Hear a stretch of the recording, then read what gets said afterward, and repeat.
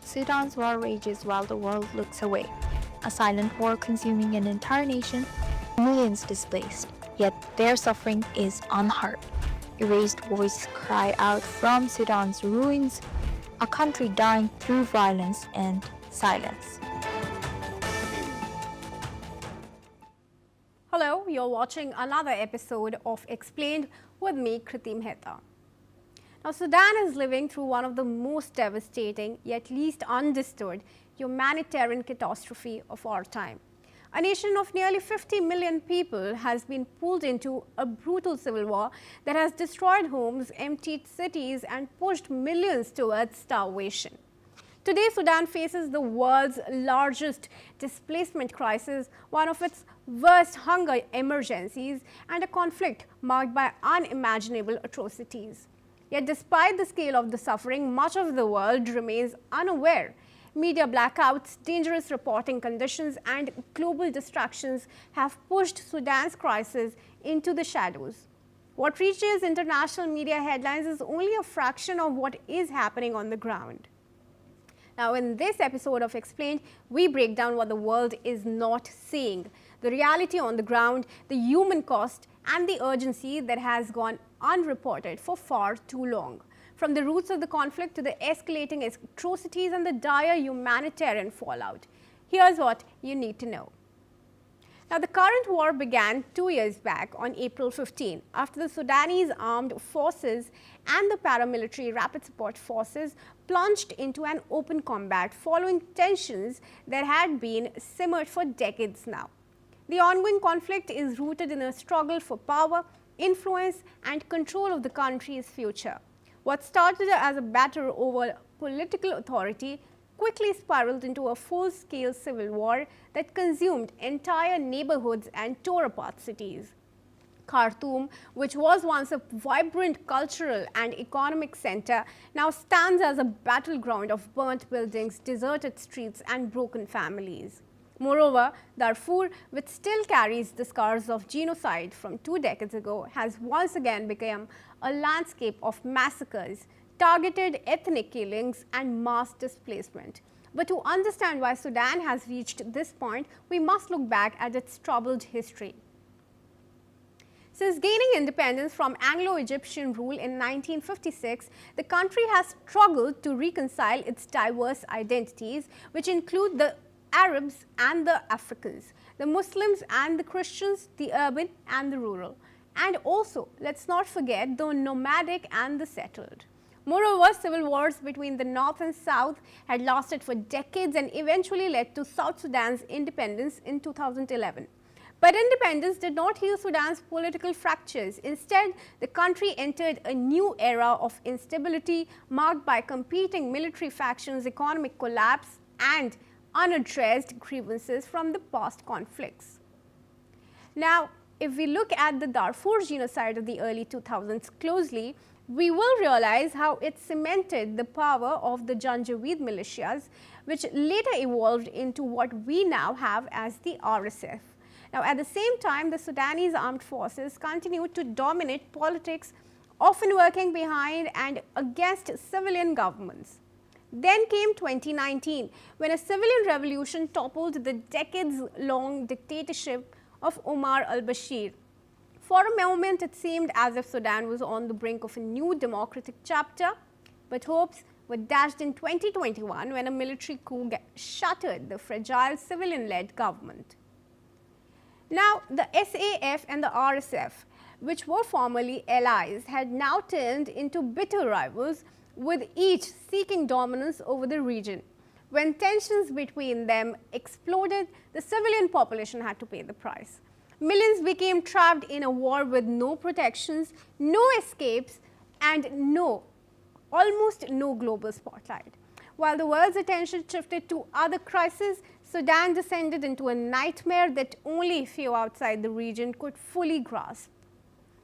In fact, inside Sudan, many of the most horrific realities to this date remain unspoken or underreported. Conflict-related sexual violence, for instance, has become widespread, with rape and gang rapes being persistently used as weapons of war. Now, survivors rarely come forward due to cultural stigma, fear of retaliation, or a complete collapse of healthcare and illegal systems. In Darfur, South Kordofan, and other marginalized regions, targeted ethnic violence has also escalated, especially against non-Arab groups like the Masalit. According to local voices, entire communities have been wiped out, their villages burned, and their people massacred ruthlessly. Unfortunately, in international media, such as atrocities get addressed as tribal conflicts, and they are deeply damaging to Sudan, as they tend to dismiss or entirely hide the enormous scale of ethnic cleansing. Now, children are among the war's most vulnerable victims.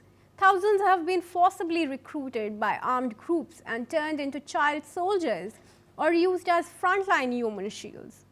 Many have no birth records, making their ages impossible to prove and leaving families with no legal or judicial remedies to rescue them.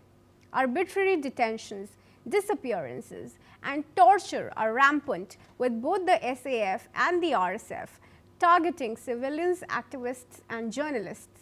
Speaking out or documenting the truth can cost a person their freedom or even their life. Famine, too, is not merely a tragic byproduct of war here. It is time and again used as a deliberate tool. Both warring factions routinely block humanitarian convoys, seize food supplies, and prevent relief workers from accessing starving communities. Grain trucks sit untouched at checkpoints, while children die of hunger just miles away. The international obstruction of aid, which is very clearly illegal under international laws, is quietly creating one of the deadliest hunger crises ever witnessed in recent history. Beyond the violence of the battlefield, Sudan faces deep cultural taboos that prevent open dialogue about critical social issues. Mental health is heavily stigmatized, leaving trauma untreated across generations. Subjects like reproductive health and family planning remain forbidden topics in public conversations, even as the war increases the number of sexual violence survivors. Abortion is legally restricted and is considered a social taboo, forcing women into dangerous and secretive procedures. Discussions about personal finances, wealth, or corruption are avoided due to cultural norms and political fear, allowing economic exploitation of the general public to flourish in silence. According to experts, global powers also play a hidden role in this conflict.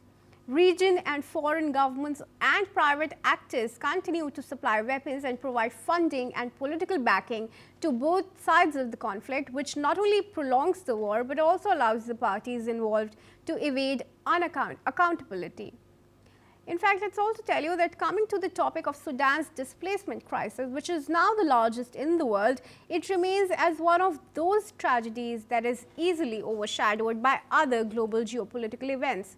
We mentioned this earlier as well, that entire towns have been emptied and families have walked hundreds of kilometers to seek life and safety. But in many cases, borders have been mercilessly closed to those fleeing death.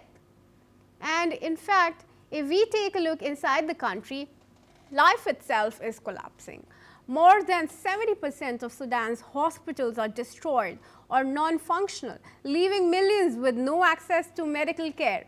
Pregnant women reportedly have been found delivering on floors without doctors, whereas injured civilians bleed without treatment, and children die of diseases that could easily be cured. The education system has also collapsed, leaving 19 million children, an entire generation, without schooling. With schools destroyed or occupied by armed groups, the future of Sudan's youth only grows darker by the day. And looming over all of this are the devastating impacts of climate change. Frequent floods routinely wash away shelters and crops, while severe droughts destroy livestock and farmland. The ongoing war makes it impossible for communities to adapt or rebuild, creating a vicious cycle where environmental and political disasters reinforce each other. Yet this connection remains largely absent from Sudan's public discourse and global reporting. Sudan is now witnessing renewed political, diplomatic and humanitarian efforts as international mediators push for a halt to the fighting and agencies to work to reach millions affected by the conflict. Amidst stalled ceasefire proposals, global actors are intensifying pressure on both warring sides while urgently trying to expand humanitarian access across the war-torn country. The commander of the paramilitary Rapid Support Forces, Mohammed Hamad Daglo, has announced a unilateral 3-month ceasefire following the regular army's rejection of an international ceasefire proposal. Now, this move comes as the conflict between the army and the paramilitary forces continues to devastate the country. Here is what he had to say. للجهود الدولية المبذولة وعلى رأسها مبادرة فخامة الرئيس الأمريكي دونالد ترامب ومساعي الدول الرباعية والاتحاد الأفريقي والإيجاد نعلن الآتي: أولاً إعلان هدنة إنسانية تشمل وقف الأعمال العدائية لمدة. Meanwhile, UN humanitarian chief Tom Fletcher met with Sudanese army chief Abdel Fattah al-Burhan in Port Sudan, focusing on ensuring that life-saving and aid reaches all regions affected by the fighting. Fletcher described the discussions as constructive, emphasizing the need to deliver humanitarian assistance in a neutral, independent and impartial manner to all civilians in urgent need. Listen in. The humanitarian crisis in Sudan remains at alarming levels. And as I expressed in the UN Security Council last week, the international community has been shocked and horrified by the atrocities carried out in Al-Fasher. All of us want to see peace return to the Sudanese people, and the humanitarian community stands ready to scale up and deliver life-saving support at the levels necessary to reach tens of millions of Sudanese people with food, with medicine, and with medical.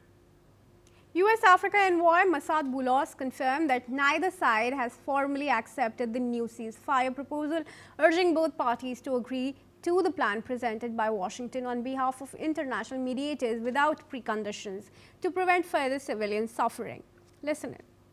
We have appealed and we have asked repeatedly the two parties to accept this humanitarian truce as presented without any preconditions. Having said that, we're working closely with him and his team. We are also working very closely with the RSF. So we are in daily contact with them. We have to overlook these comments and remarks and focus on the heart of the matter, which is the humanitarian crisis. And the people of Sudan can't wait any longer for humanitarian assistance to reach people everywhere in Sudan. The levels of malnutrition and suffering seen in those who are fleeing Al-Fasher is unprecedented. Sudan's crisis is not only defined by what happens, but what remains unheard. For now, the world is just seeing fragments of information, but never truly the full picture. We need to remember behind every statistic is a Sudanese family shattered, a childhood stolen, a life brutally interrupted. Until these silenced realities are brought into the light, Sudan's tragedy will remain incomplete, half understood, and far too easy to ignore. That's why experts say that Sudan is not just fighting a war, it is fighting erasure. And now, more than ever, the world must listen to Sudan.